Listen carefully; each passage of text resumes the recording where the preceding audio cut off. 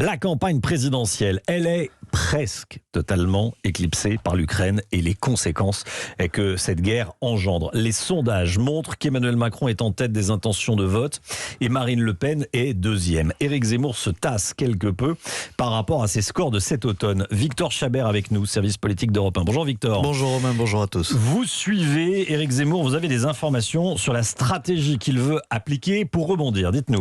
Oui, déjà Éric Zemmour a présenté hier soir sa nouvelle affiche de campagne. 50 000 exemplaires seront placardés partout en France. En parallèle, il lance une opération que ses proches décrivent comme inédite. 100 meetings organisés d'ici au premier tour. Les lieutenants d'Éric Zemmour vont couvrir tous les départements. Cela commence dès ce soir avec une réunion publique de Marion Maréchal et Guillaume Pelletier près d'Orléans. Les 116 000 adhérents du mouvement Reconquête vont aussi être mis à contribution.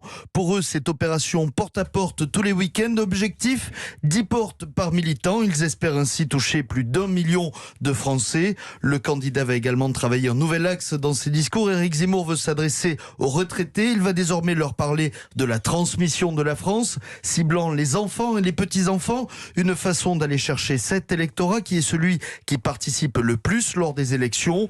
Enfin, il y a le meeting du Trocadéro le 27 mars prochain. 50 000 personnes sont attendues.